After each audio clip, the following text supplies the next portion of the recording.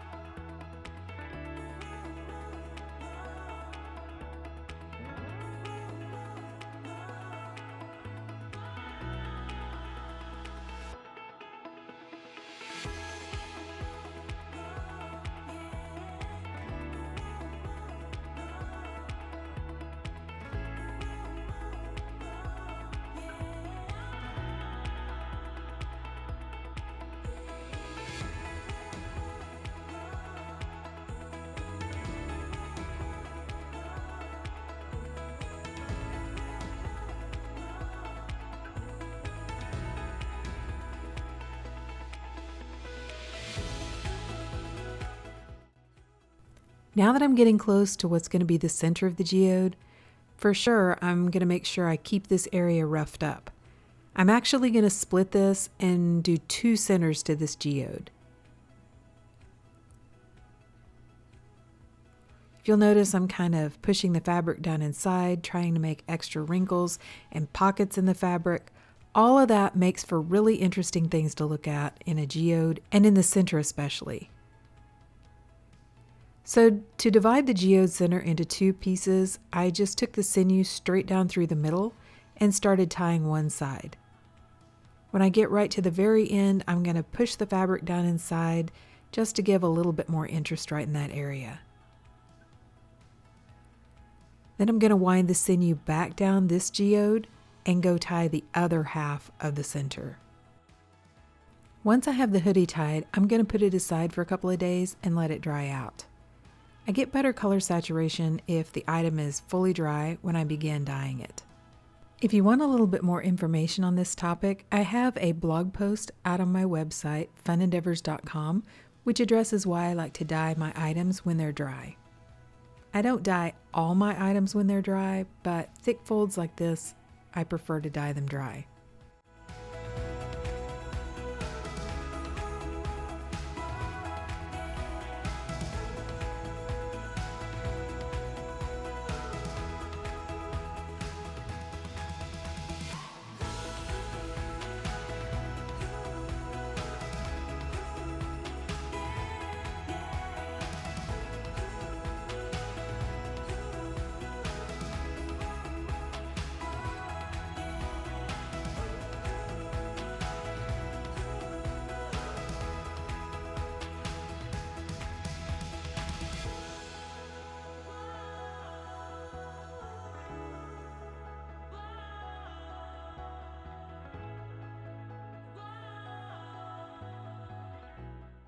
Before I start applying the dye to the hoodie, I'm going to make myself an ice barrier. And usually I use my silicone cake molds, but the hoodie's a little bit thick for those. So instead, I'm using some clear plastic cutting boards, which I purchased from the Dollar Tree dollar store, and have cut into strips.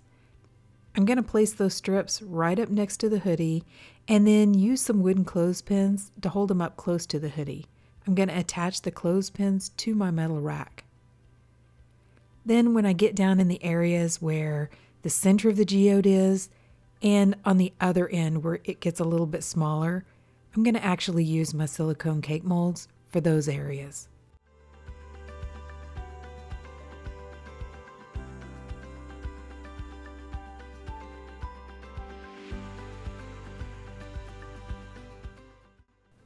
Like I mentioned earlier, I found an orange agate, which I really like the coloring of that stone, and I'm trying to sort of mirror some of those colors in this hoodie.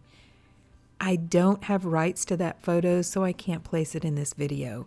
But if you Google orange agate, it'll kind of give you a feel for part of the colors that I was trying to go for. I started out by applying a little bit of dye and then decided to go ahead and spray some soda ash solution over the top of the hoodie to make the dye stick a little bit better. As you can also see, I'm using a whole bunch of different colors, so I've listed them down below in the description for this video, along with the links to a bunch of other things and items that I use when I tie-dye. But I'm going to go ahead and give them to you really quick, just in case. I'm using deep orange, soft orange, pagoda red, citrus got real, rust orange, terracotta, bronze, Dutch chocolate, Brazil nut, khaki, and ecru from Dharma Trading Company. Then I'm also using rustic brown from Dye Spin, golden oak, mocha, and harvest wheat from Pro Chemical. I'm randomly applying these colors to the hoodie, and I'm using more than one stripe or area of each color. I'm not putting the ecru directly on top of the hoodie in one of these sections. I'm going to put it over the top of the whole thing in just a little while.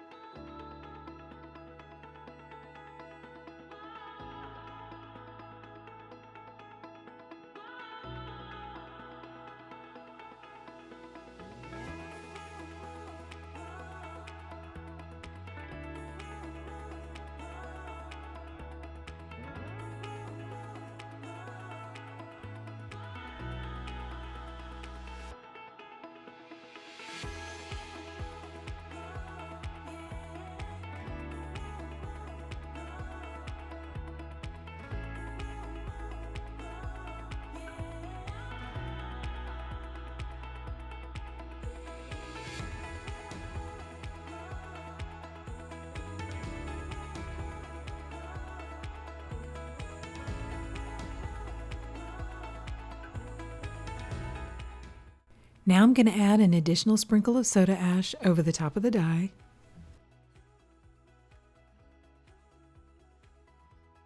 And I actually have a pair of socks, which are Nike socks that I have tied up in kind of just a single geode fashion. I'm going to throw those down underneath to catch any of the runoff from the melting ice and dye. So they're just going to process down in the muck. Then I'm going to add on a layer of ice.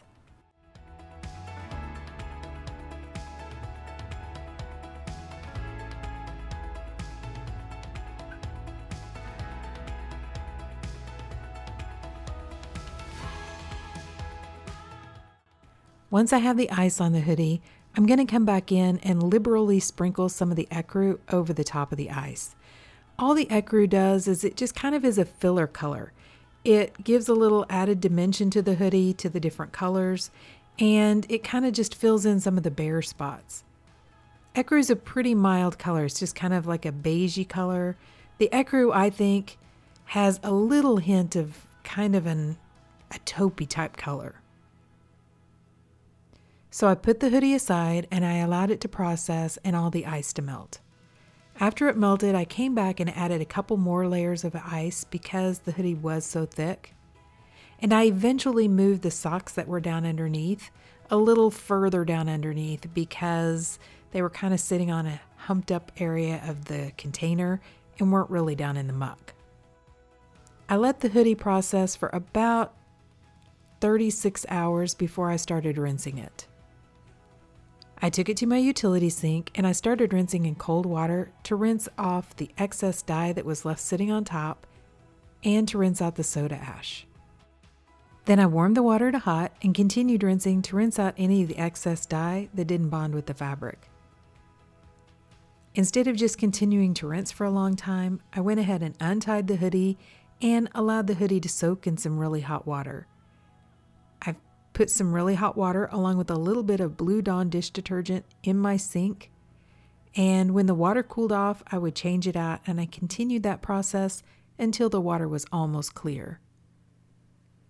I did the same thing with the socks. I actually forgot the socks were down inside of the container until I went to empty the container out and I found them. Once the water was almost clear, I put the hoodie along with the socks into my washing machine and washed them on a hot water cycle along with a little bit of Dharma's Professional Textile Detergent. Okay, so they've been washed and dried, and let's see what they look like. Okay, so what do you guys think? I think this one looks really pretty. I really like the colors together. I think that the browns really offset and kind of tone down the orange just a little bit.